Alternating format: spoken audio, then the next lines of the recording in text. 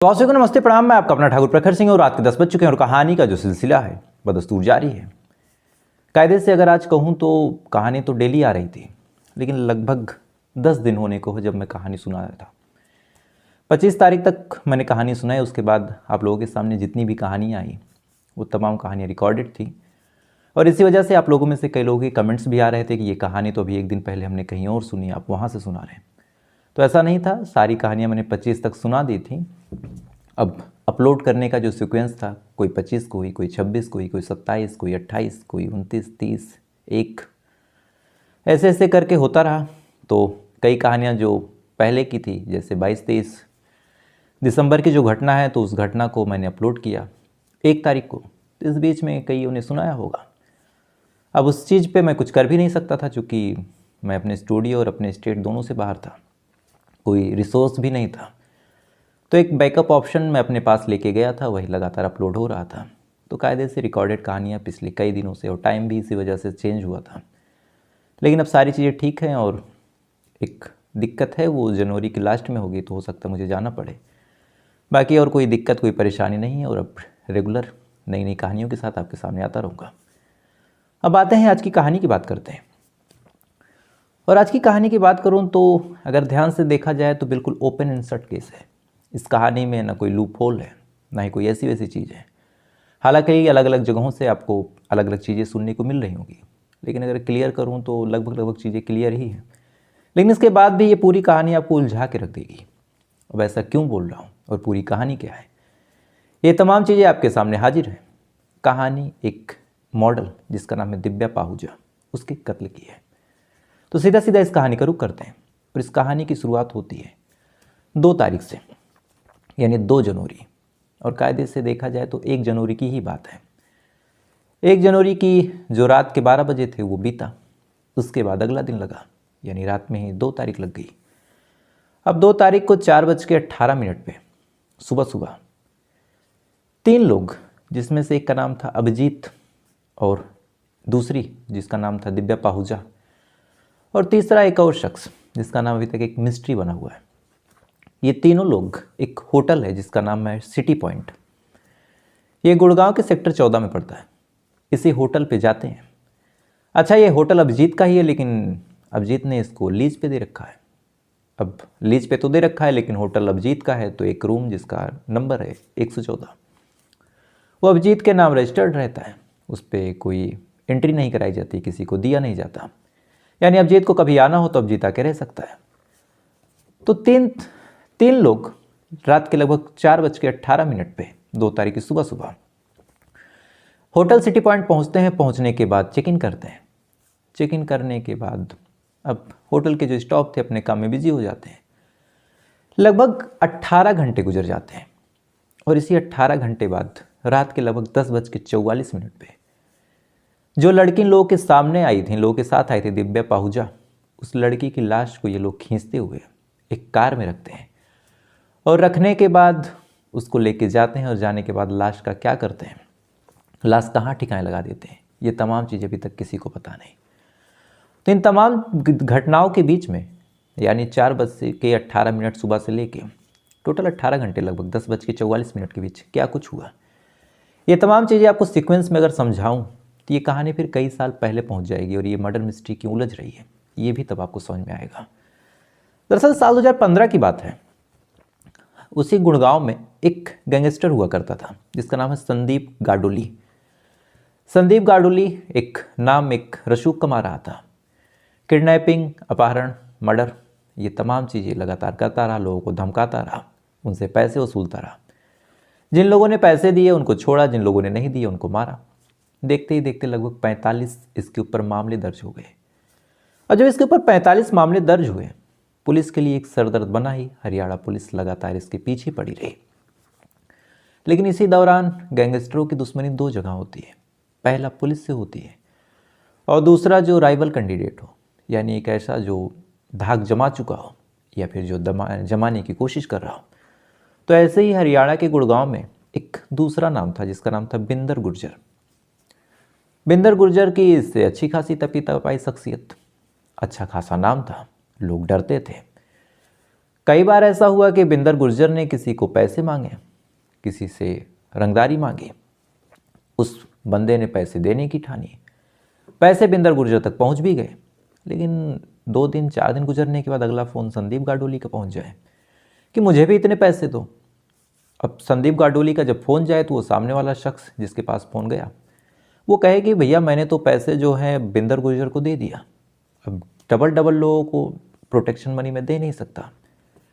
अब इधर protection money और गैंगस्टर की दुनिया का एक नियम है कि अगर सामने वाले ने प्रोटेक्शन मनी दे दी तो फिर प्रोटेक्शन करने की जो जिम्मेवारी होती है उस गैंगस्टर की ही होती है, और बेईमानी के धंधे में बड़ी ईमानदारी है। तो जब संदीप गाडोली फ़ोन करे और फ़ोन करके प्रोटेक्शन मनी मांगे तो कहीं ना कहीं ये चैलेंज होता बिंदर को। इसी बात को लेकर अब इन दोनों गैंगस्टरों के बीच लगातार कलेश होता रहा, लगातार लड़ाई झगड़े होते रहे, कई बार आमना सामना भी हुआ। आमना सामना होने की वजह से कई बार इनके आदमी मारे गए, कई बार उनके आदमी मारे गए, और कहीं ना कहीं अब संदीप को भी लगने लगा कि शायद जो बिंदर है इसकी शख्सियत, इसकी पहचान, इसकी दबंगई कहीं ना कहीं मुझसे ज़्यादा है, तो शायद हरियाणा में रह के अब बिजनेस करना, हरियाणा में रह के काम करना पॉसिबल नहीं है। लिहाजा संदीप गाडोली अपनी एक गर्लफ्रेंड को लेके, जिसका नाम था दिव्या पाहूजा, अलग अलग जगहों के लिए रवाना होता है। अलग अलग राज्यों में उसने अपने ठिकाने बना रखे थे, राजस्थान में, मुंबई में। और जो गर्लफ्रेंड थी जिसका नाम था दिव्या पाहूजा, इन दोनों की अगर मुलाकात की बात करूं तो 2015 में ही जो दिव्या पाहूजा थी एक बेहद गरीब तबके से बिलोंग करती थी। न घर पे पैसे थे, माँ किसी के घर में काम करती थी, पिता को कैंसर था तो वो भी बेचारा एकदम तबीयत से नासाज, वो भी कुछ काम करने में असमर्थ। लेकिन दिव्या देखने में खूबसूरत थी, पर्सनालिटी अच्छी थी, तो कहीं ना कहीं उसे एक सपना था कि मैं अपनी ज़िंदगी में कुछ कर लूँ, कुछ आगे बढ़ूँ, अपना नाम कमाऊँ, अपना रसूख कमाऊँ।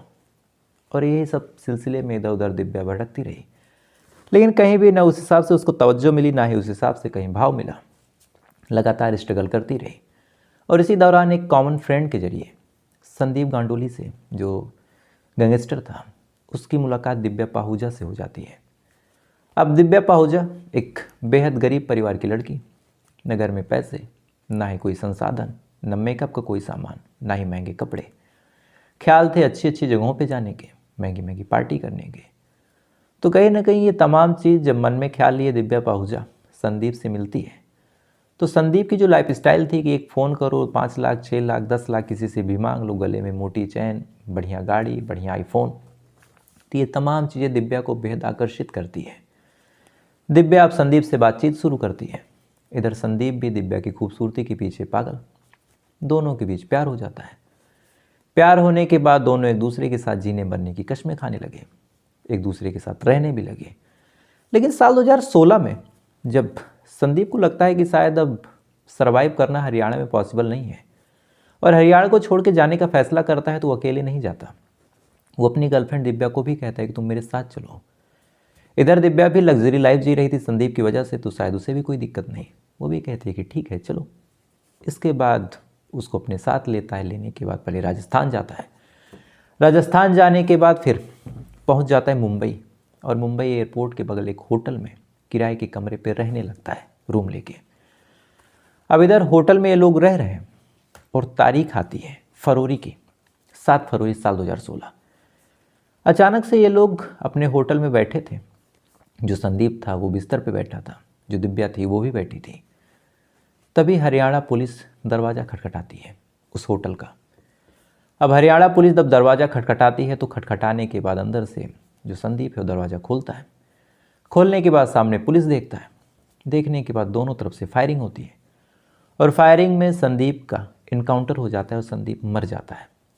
अब ये चीज़ जब लोगों ने सुनी कि संदीप का इस हिसाब से इनकाउंटर हुआ और एक गैंगस्टर को हरियाणा पुलिस ने मार दिया, तो आसपास के लोग एकदम खुश, जो भी संदीप के सताए हुए थे वो भी एकदम वाह वाह करने लगे। कहते हैं कि जो हरियाणा पुलिस है उस हिसाब से उसने अपना पीठ थपथपाया था कि एक टाइम पे अपने आप में बहुत बड़ी न्यूज़ बनी थी कि हरियाणा पुलिस से अलग अलग राज्यों की पुलिस को सीखना चाहिए कि कैसे एक गैंगस्टर को ठिकाने लगाया जाए।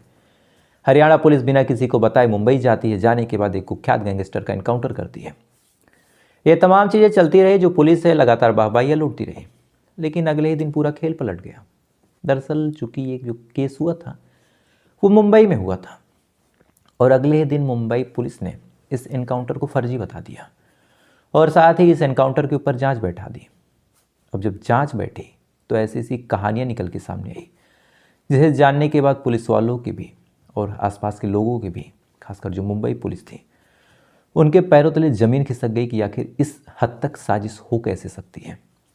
दरअसल हरियाणा पुलिस को जो पुलिस ने आरोप लगाया और जो संदीप गाडोली के परिवार वालों ने कहा, उस हिसाब से हरियाणा पुलिस ने ये एनकाउंटर पूरी तरह फर्जी किया था और इस एनकाउंटर की अगर कोई मास्टरमाइंड थी तो वो कोई और नहीं, जो अपोनेंट गैंगस्टर था बिंदर गुर्जर, और दूसरा कोई और नहीं, दिव्या पाहुजा जो उसकी गर्लफ्रेंड थी वो खुद थी। तो कैसे शामिल हुई, इस बात की भी कहानी बड़ी इंटरेस्टिंग है। दरअसल जब बिंदर को लगा कि संदीप गाडोली जो है वो अब नाम कमा रहा और मुंबई में ठीक ठाक अपनी रसूख जमा चुका है, वहाँ इस हिसाब से इसको मारना पॉसिबल है नहीं, तो जो बिंदर गुर्जर है उसने फिर पुलिस का सहारा लिया। और ऐसी चीज़ें अक्सर होती हैं, मान्या सूर्य के इनकाउंटर पे भी ऐसे सवाल उठे थे। बिंदर गुर्जर ने पुलिस का सहारा लिया। अब पुलिस भी क्या करे, पुलिस ने कहा कि ठीक है हम काम कर देंगे, जो भी पैसे वो तमाम चीज़ें डील हुई वो भी हो जाएंगी। लेकिन अब संदीप है कहाँ और काम कैसे कर रहा है, कब कहाँ मिलेगा, ये जानकारी मिले कैसे, ये जानकारी मिल जाए तो काम आसान हो। तो उसके लिए फिर एक ऐसे इंसान की तलाश थी जो संदीप के इर्द गिर्द हमेशा रहता हो, एक ऐसा इंसान जो संदीप के साथ रहता हो, संदीप के कदम पे कदम मिला के खड़ा हो, सारी सिचुएशन समझता हो, सारी पोजीशन जानता हो कि कब कहाँ संदीप छुप सकता है। तो जब तलाश हुई तो ये तलाश जाके ख़त्म हुई दिव्या पाहुजा पे, जो कि गर्लफ्रेंड थी, हमेशा साथ रहती थी, कहाँ जाना है क्या करना है वो जानती थी। लेकिन यहाँ भी एक दिक्कत थी, अब पता नहीं दिव्या माने या ना माने, और अगर मान भी जाएगी तो लोकेशन कैसे शेयर करेगी, चूँकि संदीप गैंगस्टर है और इतना दिमाग उसके अंदर है। तो फिर सबसे पहले इन लोगों ने दिव्या पाहुजा की माँ से कांटेक्ट किया और बताया कि ऐसे ऐसे काम है और अगर तुम चाहो तो सपोर्ट करो, जो भी पैसे चाहिए, जो भी दिक्कतें हो, तमाम चीज़ें हम लोग खड़े हैं। अब ये चीज़ जब दिव्या की माँ ने सुना तो सुनने के बाद फिर उसने हाँ किया और कहा कि ठीक है मैं दिव्या से बात करूँगी और दिव्या मदद करेगी। दिव्या से बात हुई, दिव्या भी मदद करने को तैयार हो गई और ये कहा कि ठीक है मैं डायरेक्टली तो नहीं बताऊंगी लेकिन मैं हिंट दूंगी, बाकी आप लोग समझ लेना। फिर जिस तारीख को ये लोग जा रहे थे उस तारीख को पुलिस वालों को दिव्या ने हिंट देना शुरू किया। कैसे, जैसे दिव्या फ़ोन करे अपनी माँ के पास और कोड वर्ड में बोले कि माँ मैं जा रही हूँ डॉक्टर को दिखाने, और एक कोड वर्ड पहले से फिक्स होता कि डॉक्टर को दिखाने का जो मतलब है वो मतलब यही है कि संदीप अभी मेरे पास नहीं है और अभी हमला करने का सही टाइम नहीं है। दूसरा कोड वर्ड कि माँ डॉक्टर ने दवाई दे दी है और मैं दवाई खा के सो रही हूँ, यानी डॉक्टर ने दवाई दे दी यानी संदीप मेरे पास आ गया, दवाई खा के सो रही हूँ यानी उसके पास हथियार भी नहीं है, हथियार बगल रखा है और वो आराम से बिस्तर पे सो रहा और मैं भी सो रही हूँ। साथ ही स्नैपचैट का ज़माना और अलग अलग इंस्टाग्राम, इन तमाम चीज़ों का ज़माना। तो जब जब संदीप गाड़ी से लेके जाए और जहाँ जाए चेक इन करते टाइम उन तमाम जगहों पे जो दिव्या है अपने सोशल मीडिया प्लेटफॉर्म्स के माध्यम से वहाँ की चेक इन दिखा दे, पुलिस वाले इन तमाम चीज़ों को ट्रैक करते रहें और माँ से बातचीत हो उसके हिसाब से कोड वर्ड पहले से फिक्स था। तो ये तमाम चीज़ें होती रही। अंत में दिव्या पाहुजा ने हिंट दिया, पुलिस वाले आते हैं, आने के बाद एनकाउंटर होते हैं। अब मुंबई पुलिस ने जब इस एनकाउंटर पे सवाल उठाया उसके बाद जांच बैठी, जांच में तमाम चीज़ें निकल के सामने आई। दिव्या पाहुजा और उसकी माँ की जब कॉल डिटेल निकाली गई तो उस कॉल डिटेल में भी ये तमाम चीज़ें हुई। उसके बाद मामला प्रूफ हुआ। फाइनली दिव्या पाहुजा की माँ को और दिव्या को जेल में डाल दिया गया कि तुमने एक फर्जी एनकाउंटर करवाया और कत्ल करने में एक तरह से मदद की। अब जब ये लोग जेल चले गए तो सारी महत्वाकांक्षा तो धरी की धरी रह गई, पुलिस वाले भी उधर फंस गए, जो बिंदर गुर्जर था उसका काम हो गया। अब ये लोग क्या करें, तब इन लोगों ने फिर एक अपील डाली कोर्ट में और कहा कि ठीक है हम लोगों से जो भी हुआ, अभी उस मामले में पुष्टि नहीं हुई है कि ऐसा किया या नहीं किया, अपराध भी सिद्ध नहीं हुआ है, पर्याप्त सबूत भी नहीं है। तो चूंकि मेरे जो पति हैं यानी दिव्या के जो फादर हैं उनकी तबीयत खराब रहती है, उनको लास्ट स्टेज कैंसर है, इस वजह से अब उनकी देखभाल करने वाला कोई है नहीं। तो अगर हमको जमानत मिल जाए तो शायद उनके आखिरी वक्त में उनके साथ रह लें। अब कोर्ट में जब ये अर्जी पड़ी तो उस अर्जी की वजह से जो कोर्ट है उसने दिव्या पाहुजा की माँ को तो जमानत दे दिया, लेकिन दिव्या जेल में ही पड़ी रही। और अभी साल 2024 या फिर 23 में ही कुछ महीने पहले दिव्या भी जमानत पे बाहर आती है और जैसे ही बाहर आती है, इसी बाहर आने के दौरान इसकी मुलाकात होती है अभिजीत सिंह से। अभिजीत सिंह पेशे से इंजीनियर, ठीक ठाक पढ़ा लिखा, अच्छी खासी डिग्री थी। अब अच्छी खासी डिग्री होने की वजह से उसके पास अच्छी खासी नौकरी भी थी, लेकिन जब उसके पास पैसे आए, रुतबा आया, ठीक ठाक उसने होटल भी खोले। इसी दौरान इसका जो ध्यान है वो गलत भटक गया। और एक कहावत है कि जब जेब में पैसे हों तो सुर, सुरा और सुंदरी, इन तीनों चीज़ें आपको अपनी तरफ आकर्षित बहुत करेंगी। सुर यानी गाना, ऐसी ऐसी जगहों पे जहाँ आकर्षण ज़्यादा हो। सुरा यानी शराब, और सुंदरी मतलब स्त्री। तो अभिजीत इत्तेफाक से इन तमाम चीज़ों के प्रति आकर्षित।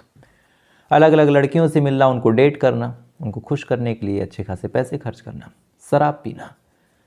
तो इसी आदत की वजह से अभिजीत को नौकरी से भी निकाल दिया गया। लेकिन तब तक इसने होटल वोटल भी बना रखा था, तो वहाँ से उसने कमाई वमाई जारी रखी। लेकिन अपनी आदत की वजह से होटल वोटल भी ठीक ठाक चल नहीं पाया। तो फिर अंत में जब ये मजबूर हुआ और इसे लगा कि शायद मैं चला नहीं पाऊँगा, तो इसने अपने होटल को किराए पे दे दिया, लीज पे दे दिया कि तुम चला लो, पैसे वैसे देते रहना। लेकिन इसी दौरान अभिजीत को जब ये देखती है दिव्या पाहुजा, तो उसे एक चांस दिखता है कि ये आदमी तो काफ़ी अय्यास है, और दिव्या शुरू से भी पैसे को लेकर थोड़ा सा परेशान रहती थी। तो जब चांस देखा तो दिव्या ने अभिजीत से बातचीत की। बातचीत के दौरान अभी तक जो ऑफिशियली सामने आया है कि ये दोनों अक्सर मिलने लगे, एक दूसरे को डेट करने लगे। अब डेट करने के दौरान कई बार इन दोनों में फिजिकल रिलेशन भी बने। तो उस बात को लेकर दिव्या ने अपने मोबाइल में रिकॉर्ड किया था, और रिकॉर्ड करने के बाद उसी को लेकर ब्लैकमेल कर रही थी। और फाइनली 2 तारीख को उसी बात को लेकर कत्ल हुआ। ये तो रहा कहानी का एक फेज़ जो आप लोगों के सामने है। अब 2-3 ऐसे लूप होल हैं जो अब तक मैंने कहा कि नहीं है, लेकिन आपको लगेगा है, तो मुझे लगा क्लियर कर देना चाहिए। पहला एक चीज़ आपके सामने आ रही होगी कि हरियाणा पुलिस ने इस बार भी लापरवाही की। दरअसल जिस आदमी को लीज पे दिया गया था, उस आदमी ने पुलिस को फ़ोन किया और कहा कि यहाँ पे अभिजीत ने एक लड़की का कत्ल किया है और लाश पड़ी है। मेरा नाम नहीं आना चाहिए, लेकिन आप अगर जाएंगे और अभिजीत के रूम को चेक करेंगे तो उस रूम में आपको लाश मिलेगी। पुलिस ने ये बात सुनी। सुनने के बाद पुलिस फ़ौरन आई, और आने के बाद चूंकि अभिजीत के नाम जो रूम बुक रहता था 114, पुलिस ने उसी रूम में जाके चेकिंग की। अब रूम एकदम खाली निकला, साफ निकला, वहाँ कोई ऐसी चीज़ मिली ही नहीं, ना बिस्तर अस्त व्यस्त था। तो पुलिस वालों को भी लगा कि शायद किसी ने मूर्ख बना दिया, बदतमीजी कर दी, वो चले गए। लेकिन कुछ टाइम बाद जो दिव्या पाहुजा की बहन थी, चूँकि दिव्या जब होटल जा रही थी तो जाने के दौरान कई बार बहन से भी बातचीत हो, माँ से भी बातचीत हो कि कहाँ हो, क्या कर रही हो। तो फिर उसने बताया था दबी कुचली जुबान में कि मैं होटल सिटी पॉइंट जा रही हूँ और अभिजीत के साथ हूँ। अब सुबह की गई, उसके बाद कांटेक्ट ख़त्म हो गया, बातचीत हुई नहीं। तो फिर दिक्कत बढ़ी, परिवार वाले परेशान हुए। और जब शाम तक कहीं कोई जानकारी नहीं मिली, कहीं कोई खोज खबर नहीं मिली, तो दिव्या पाहुजा की जो बहन है उसने फिर सेक्टर 14 के पुलिस स्टेशन से कांटेक्ट किया और बताया कि मेरी बहन ऐसे ऐसे गायब है। और आखिरी बार बात हुई तो उसने बताया कि होटल सिटी पॉइंट। तो कुछ टाइम पहले पहला फ़ोन आया था कि लाश है, और दूसरा ये। तब पुलिस वालों के कानों में जूं रेंगी। हालांकि पुलिस की गलती नहीं है, जब रूम बुक ही नहीं था तो क्या करे। तब जाके पुलिस अलग अलग कमरों में चेक करते हैं, और फाइनली 111 में जब चेक करते हैं। अच्छा, एक चीज़ और हुई, जब दिव्या की बहन को पता चला कि दिव्या मिसिंग है, उसकी खबर नहीं लग रही, तो दिव्या उस होटल पे जाती है, लेकिन स्टाफ वालों ने ना किसी रूम में जाने दिया, ना ही मिलने दिया। तब दिव्या को डाउट हुआ कि शायद कुछ हुआ है। तब दिव्या की जो बहन है वो पुलिस के पास जाती है, और जाने के बाद कंप्लेन दर्ज कराती है कि मेरी बहन गायब है और ऐसे ऐसी चीज़ें हैं। तब फाइनली पुलिस वाले आते हैं। आने के बाद सीसीटीवी कैमरे जब खंगालते हैं, तब पता चलता है कि 10:44 पे उसकी जो लाश है दिव्या की, उसको एक BMW गाड़ी जिसका नंबर है DD03K240, इस गाड़ी में डाल के कहीं रवाना कर लिया गया। अब पुलिस वाले ये चीज़ देखते हैं। देखने के बाद अब तलाश शुरू होती है। तलाश करते रहे BMW का, लाश का, इन तीनों लोगों का, कहीं कुछ खबर पता चला नहीं। अंत में जो BMW गाड़ी है वो एक बस स्टैंड के पास खड़ी मिली, और अंत में अभिजीत और बाकी लोगों को भी गिरफ्तार किया गया। लेकिन 2 चीज़ें, आलाई कत्ल, यानी जिस वेपन से कत्ल हुआ, जिस पिस्टल से गोली मारी गई, वो बंदूक, और लाश कहाँ है, ये तमाम चीज़ें अभी तक पुलिस वालों को नहीं पता। और सबसे हैरान करने वाली चीज़ ये है कि दिव्या के घर वालों ने जो आरोप लगाया, अभिजीत के साथ साथ जिस गैंगस्टर का एनकाउंटर हुआ था, जिसको फर्जी एनकाउंटर बताया गया 7 फरवरी साल 2016 को, उसके कुछ रिश्तेदार, उसमें से एक जीजा है और बाकी कुछ और लोग हैं, उनके नाम भी FIR कराया कि इस कत्ल में इनका भी हाथ है। तो सवाल अभी यही उलझा है कि क्या दिव्या ब्लैकमेल कर रही थी, इस वजह से ही अभिजीत ने कत्ल किया, या फिर इस कत्ल के पीछे कोई और साजिश थी। और अगर ब्लैकमेल कर रही थी तो क्या इस ब्लैकमेल में कुछ बिंदर गुर्जर की चीज़ें थी या फिर इन दोनों के इंटीमेट्स मूवमेंट के कुछ वीडियोग्राफ्स थे? अब ये तो वक्त के साथ ही क्लियर होगा, लेकिन अभी तक की ये उलझी और सुलझी हुई पूरी कहानी यही थी। और जो हरियाणा पुलिस की गलती बताई गई कि उन्होंने जाने में देर कर दी या फिर गलत जगह, तो कमरे के चक्कर में उलझ गए। और ऐसे भी किसी होटल में आप हर कमरे को नहीं खोल के चेक कर सकते, क्योंकि बड़े बड़े होटलों में कई ऐसे VIPs होते हैं जहाँ पुलिस वाले भी थोड़ा सा डाउन पड़ जाते हैं और पढ़ना पड़ता है। तो फिलहाल ये थी पूरी कहानी, और जैसे जैसे रहेगा मैं आपको बताऊंगा। तो आपसे कल फिर मुलाकात हुई किसी दूसरी कहानी के साथ। तब तक अच्छे रहिएगा, खुश रहिए, अपना ख्याल रखिए, अपने देश का ख्याल रखिए। जय हिंद, वंदे मातरम।